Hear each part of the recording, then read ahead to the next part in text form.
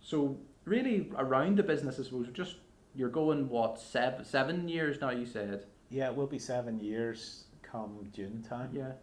And so, I mean, can you kind of take us back, right back to before Madlug was even an idea in your head? What kind of line of work were you in that you discovered this issue? Yeah, so I was a youth worker for 22 years. My wife and I are adoptive parents, and we also had some experience as respite foster carers, or short break foster carers, I like to call it. And in that space, I was kind of my wife and I had a house that we had an extra room and thought, well, let's go and do some more fostering. And because we had moved from Belfast into this area, basically we went to a course and they showed a video of a young girl, and she was in a wheelchair, she was a teenager in care, and she made this statement: when we move, the local trusts or local authorities don't give us suitcases. Sometimes foster carers loan us a suitcase, but quite often our belongings are moved in black plastic bin bags and lose their dignity. Now, when I heard that, it broke my heart, and I thought, I'm going to fix that. But I was a youth worker at the time with no business experience, particularly in the area of bags. Yeah. And so you obviously spotted this idea. Was it always going to be a social enterprise, or how do you go about setting up a social enterprise? You know, it's just a word to most people. They don't think about what that actually entails. Yeah, it was. In fact, it was. I didn't really know what social enterprise, to be honest, was. For me, it was initially when I heard the story. Do I go back to the young people in the youth centre I was leading and say, "Give me your old bags, and we'll collect them, and we'll give them to the local trust"? But as I started to reflect on that, I started to see that there are 90,000 plus young people in care across the UK and Ireland. One child moving every 15 minutes, and most with their belongings moved in black plastic bin bags. So I started to think, this is a bigger issue than me collecting second-hand bags off my young people. Alongside that, I couldn't get past the fact that these young people in care have huge value. The fact they breathe, they are incredible, they have huge value, worth, and they deserve to be treated with dignity. And to be treated with dignity for me is give them a proper brand new bag. And so that led in from the collecting second-hand bags to how do I get brand new bags. But obviously as a youth worker in the charity space, it was kind of like, well, getting new money for things was, let's create a charity and fundraise. But Connor, as you can see, I'm not the type of guy who can climb mountains, run marathons. I like coffee. If it was fundraising, drinking the most amount of coffee, I would win it. So and I'm also dyslexic, so the reality of funding applications and writing all that stuff was my weak area in youth work. So the idea of using that model was going to be a bit of a challenge, and it wasn't necessarily a good fit. That took me then to reflecting on a conference I had been at a few years earlier, where the founder of a brand a shoe brand in America called Tom's Shoes was being interviewed, and he said his whole business was basically around, he saw a need for children to have shoes, and he realized that he could spend all the money he had, $5,000, in buying shoes and giving shoes to those who need it, but instead he chose $5,000, bought shoes, sold those shoes to his friends with a commitment that every time you buy a pair of shoes, we'll give a pair of shoes for free to children who need it. So there was a sustainability in that. Mm-hmm. So I remember going, wow, I like that. And then when I was faced with a black bin bag story, it was like, could I use that model to do that? And that's really where it came from, the simple idea of, could I tell the story of a bin bag and how wrong, and no child should carry life in a bin bag, to a place where using a bag to generate the funds to give those brand new bags, bag for bag. And that's kind of where the idea came. I remember the first day when I rang up Infest NI and says, I have a business idea, can you help me start? And the first question they asked me was, is it a business or is it a social enterprise? And I said, it's a business, it's not and then it led me to a bit of reflection to know, what is social enterprise? And I rang them back and says, no, it's a social enterprise I want to set up. And now I'm a real fan and believer in the power of social enterprise. Yeah. And I mean, so as you said, so you went through Invest NI, and that's how you started the ball rolling. Was there any other investment from yourself, or did you not really have that amount of money to get started then? Yeah, so there was a £480, really £500 there was that I had. I remember going to my wife and going, I want to start a business, and she says, "Well, no money, you have no business background." And I says, "Well, can you support me in being able to get a number of income streams? So instead of one income stream, I could do a few jobs, make it work. I'll commit that we raise enough to pay the bills we need." And so we didn't have a lot of money. That £500 and the £480 was basically the 40% deposit to get the brand assigned. So it was literally, that was it. And it was this kind of thing of, do you know what, I'll find the money, let's just get the thing started, and went for it. In Fest then I give the mentoring support around helping with business plan and so forth, but there was no finance in that. And there was a number of other programs that were really supportive. The local council area for social enterprise and stuff, they were really supportive to me in the earlier days as well to get this happening, but it definitely was no money about. Yeah. And then the other £25 was basically my Shopify store first month. So as you said, so it really started £500 and probably in your own home, and that was where this whole idea was born. Was there any moments that you kind of went, "What am I doing?" or "Do I think this could work?" Or I have to be honest, I did a lot of testing of it, so I'm probably an external processor, and sometimes that's a weakness, particularly as we grow. It's like you talk too easily to everybody. But at the particular time, when I had an idea, I started reaching out to lots of friends and that I knew. One was I went to Voice of Young People in Care, and I said, I have an idea, talk to their CEO. And they said, "Well, that's a great idea, but you should really talk it through with a group of care experienced young people." So she set that up and went in and kind of did a dragon's den with these young people who absolutely loved it. And they came up with some of the things that we still have today, which is the pack away travel bag. That every time we sell a bag, we give a pack away travel bag, and people go, "Why is it a pack away? Well, it's because they told us that space is one of the issues, and social workers not having access to bags, and bags take lots of space up in a boot, so it needed to be compact. They also didn't want to have Madlug on the outside because they didn't want to be stigmatized. So we then started to put things like value worth dignity, which is what they wanted on the bag when it was folded up. And one of these bags opened up, holds 20 of them folded up. So it enables us to get a bag of 20 bags to a social worker at the place of where they're needed. So I went to FOIPIC, got that information, and then I went to some business friends and said, "Can you, have an idea?" I remember a friend saying, who's in the tech world, says, "I have this idea." And he says, "Dave, it's a great idea, but this is not America." Because I was using the kind of like Tom's shoe, the model of, but this is not America. What brands do we wear? Now, this is nearly 7 years ago. What brands do we wear that we've created?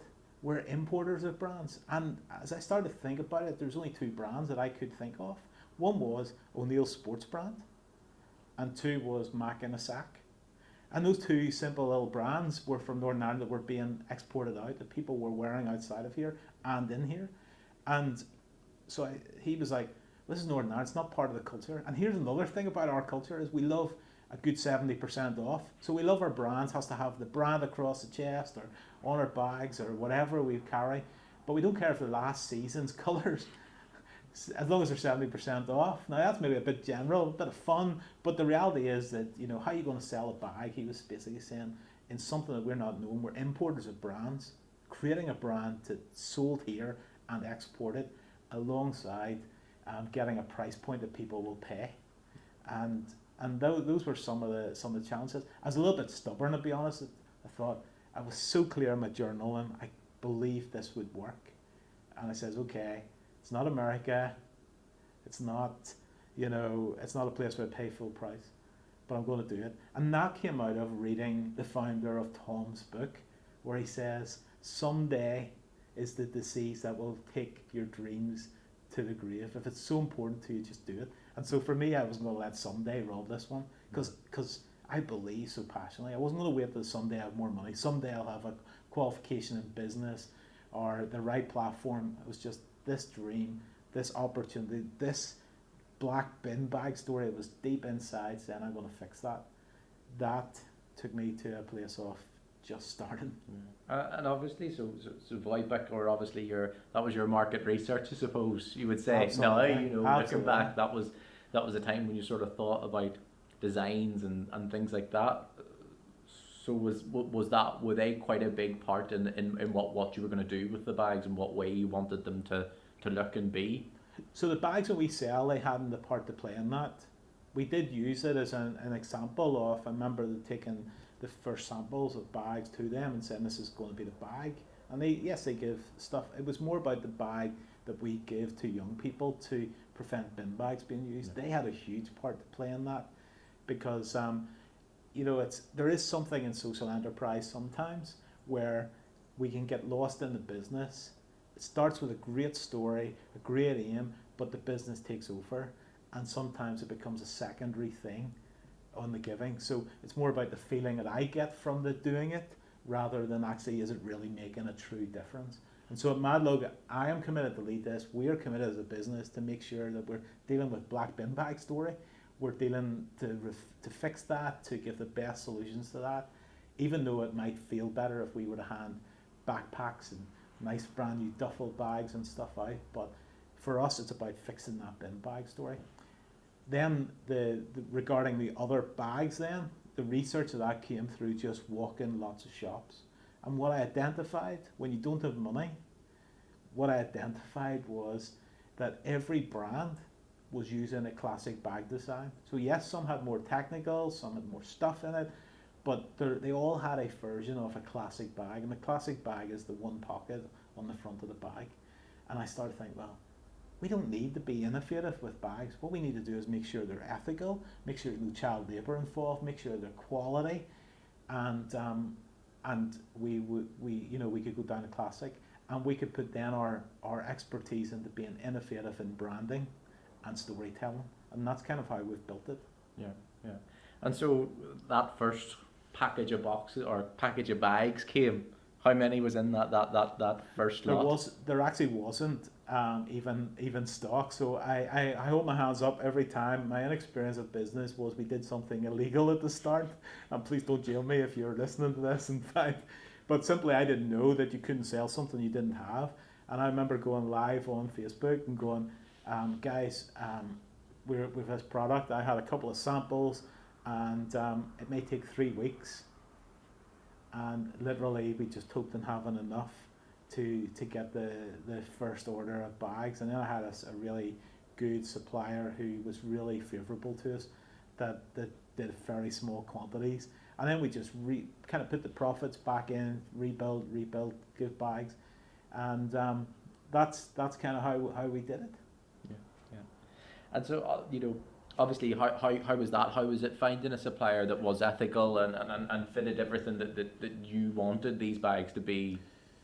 Yeah, so the first thing I knew is when you didn't have a lot of money and also a lot of customers at the start, going out to China to get a bag sourced was high risk because I could have been showing a factory and in that factory the bags weren't made. So, they could have done all that stuff. There was no guarantees. We were too small business. So for me, I had to then look at, could I find somebody who was buying lots of bags and buy off them? And we still use that model now. So that was the model of, find somebody who was making classic design bags and could they make for me? Yeah. And in small numbers. And that's how we do it. So we buy actually through a large UK bag manufacturer who has it made in China, but they have the buying power and all the certification and checks in place that I couldn't. Even still, Madlug couldn't hold a company to account in China. So we would prefer to do that, and because our model is classic, we're not having to sit down with factories and create innovation around bags. Yeah. And so, I mean, at what point then was it kind of stabilizing, or at what point did you realize that this is sustainable and this business can keep going? I think the journey of Madlug was that, I found opportunities to, I moved into a part-time youth job. It lasted about 9 months. My vision and passion was to do this. And what I realised is I just needed to do it rather than try and run a vision for youth work and a vision for here. And so I then took a step totally out of youth work, no part-time options, did a bit of social enterprise consultancy around helping other brands and things do. And I think like I worked out actually, could I do things that paid really well for less work? So that I could do more work for free in Madlug, and that was kind of, and I started the journey. I started to see that actually it was innovative. We were one of the first buy one give one our brands even in Northern Ireland. There's a few now. In fact, there's quite a lot now. But we kind of started the movement here in Northern Ireland. We were the ones who took a risk where people are going, I want to do this. Well, you got to talk to Dave at Madlug. You got to talk to Dave, and now we're seeing it's quite flooded. Which is one of the reasons why we took the lead then. We have actually become a B Corp, which is a global certification of the next level. It takes about a year to get, and we've kind of taken the next level and says, okay, now it's time to move up a gear and take a lead again. So we're not just a first buy one, give one, buy company, we're now the first B Corp brand, and for us that's an important thing. So we started to find that people were really sharing it. People were starting to take pictures of their bags out in Grand Canyon on holidays and started to do that, and really started to feel like there was something in it. But the biggest kind of like acceleration to what we were doing was in year 3. We were currently sitting around about 3,000 bags given, so it was tough. I was like, it's not really going to change the world. It was a lot of bags. It was amazing, but we suddenly had an influencer got a hold of our bags in Manchester, and she shared her own story about growing up in care and moving with bin bags, and literally shared, and we cleared out of stock in 10 hours, and suddenly it was like we couldn't. It was as if our business took off to the next level. We were able to sustain our staff. We were able to think strategically, and that was a real kind of key. But there was times, I have to be honest, when it was really lonely, really hard. I remember kind of thinking, I'm going to give up, talking to friends, going, this is really hard. Going into the shared office space that we were getting for free, council were providing us, and an envelope sitting there, and I opened it like the night before, talking to a friend, like, I don't know if this is going. I'm crumbling with loneliness in this role as well. It's like I'm just doing it. 3 years into it, a couple of thousand bags. So, I opened the envelope, and there was this handwritten. Still today, I don't know who it was from. All I know it was from Manchester because of the stamp, and it says to Madlug team, and it was both sides handwritten with the most beautiful. The fact that people cared without even knowing us, how you left us feeling with value and worth, how much they wanted to kind of reciprocate the kind of feeling that they had when they were in a better position, and it signed off care experienced young person, and it was like, wow, I'm going to keep at this. And so there's been moments like that where you just stop, and then the right thing and the right time. And then the influencer kicks off, and we've had journeys like that. Yeah, and it's just those little reminders, I suppose, of that black bin bag. It probably just brings you right back to that. And totally. And now 7 years on, you're a very recognisable brand now. And as you said, there's others coming to you that are the buy one give one model. But do you appreciate that you played a role in these other ones, and that you're positive of them as well? Yeah, absolutely. I mean, I love, social enterprise. I'm now on the board of Social Enterprise ANI. I want to make social enterprise, work, and I want to be part of that. I want to be leading that as an influence, as a brand that's influencing that, and I love the whole. I do love the whole. Something I learned is I'm a creative, so I'm really, and you can end up creating so much every single day. But here's the reality is that I have had to learn as a creative to put ceilings on my creative. I used to maybe get frustrated at bosses, and they were like, I would be like, first 3 years in the job, wow, we love what you're doing, and then suddenly you would cap where you could go and get frustrated. Now I know why that was, because I've had to create my own caps. So my own way of creating that is I journal everything, I write down, I think, and some of the stuff I can't do because I can't set up a Madlug every year to fix another problem. So for me, it's a matter of how can I help somebody else? So I've had moments where there's been other brands that have come and said, we want to help in homelessness, or we want to help there. And I've given ideas and helped them and helped fine tune their ideas right at the start. Why? Because it was in the journal. And you've just got either it doesn't happen or you give it away. And I've kind of been doing a lot more in that, and I'm happy in that place. Yeah. And so now, sort of, as I say, looking back on the 7 years, did you ever think at any point it would have got to the position it is now? If you're asking me, the vision was, I could see a global business here, and we're not even scratching the surface of what I could see. The reality was I didn't know what that took.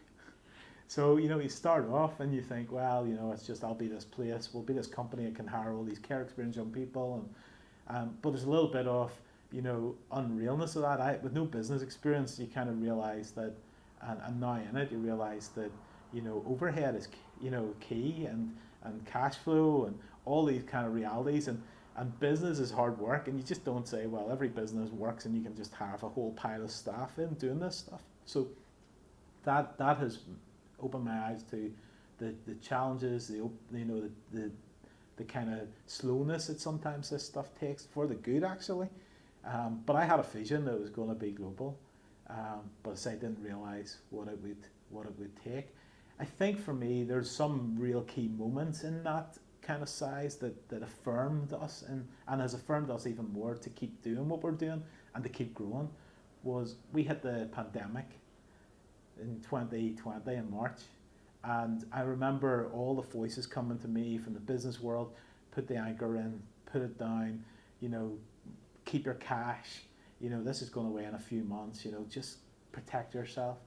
And it was kind of like, there was something inside me, there was nearly like an expectation I was feeling from society that it was wrong to do it any different because everybody was stopping. But I remember thinking, how do we do this? And I remember talking to my board and going, like, what do we do? And there was a couple of people on that board who really go-get, and they said, Dave, you're either in business or you're not. So we're not going to run out of cash for a couple of months. Keep going. Keep going. And do what you do best, is be creative. And we basically went through a whole process. I remember going that next day. We weren't even putting our staff on to 80% or anything like that. It was just like, let's keep going, guys. We had a production. Nobody was buying bags, but the person on our production had an art degree. I remember saying, grab your iPad, take one of those pens that you have.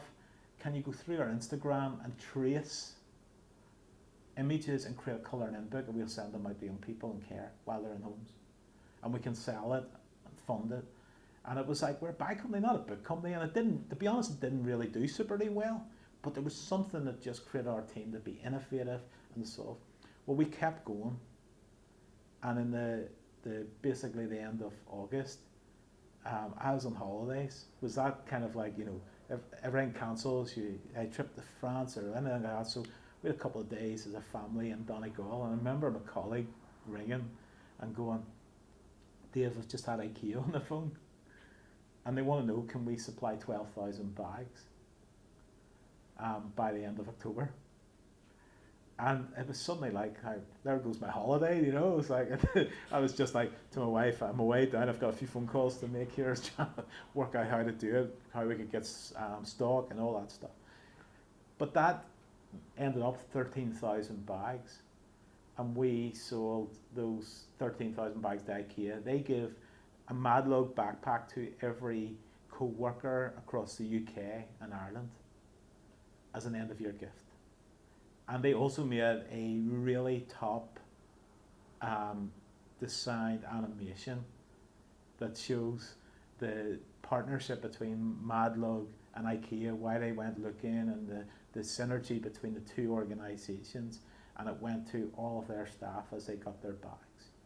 And they feedback and saying that people were in tears and excited, and it was just the best gift that they'd ever received, because it received like technical stuff.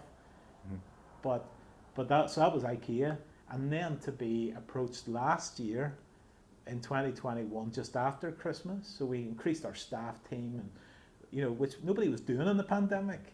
So we'd taken the courage, but then we increased staff team, and then we get contacted by Shopify in Canada saying we would love to buy 3,000 bags off you for all our staff at a conference, and can you ship them to New Zealand, to Ottawa, and to the Republic of Ireland?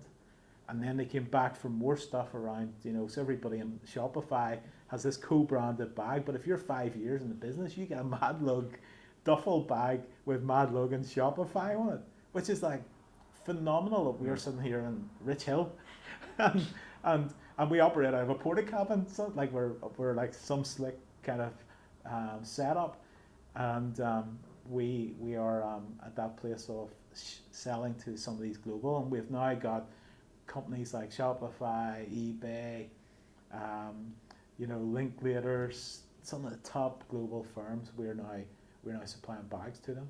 Yeah. So, and it's just obviously that they want to be linked to your brand, 100%. and what your brand means, and that must be, looking back now, as I say, 7 years, you must be very, very proud. I'm sure you have many more mountains and ceilings to hit through. Absolutely. The most proud thing I am is that actually, as a team, we have been able to now get to a place of giving 52. We've actually given over 52,000 bags. So if you equate the cost of the care system purchasing a bag for a child and young person, equates to roughly about £10. So we have prevented that spend by giving 50. That equates to reducing a spend of £500,000. And we've currently got 14,000 bags on order to come in to give to the next, with a waiting list of local authorities across the UK and Ireland waiting to get these bags. So for me, that's why we started. That's why, there's over 52,000 kids don't have their belongings moved in bin bags as a result of what we started with £500.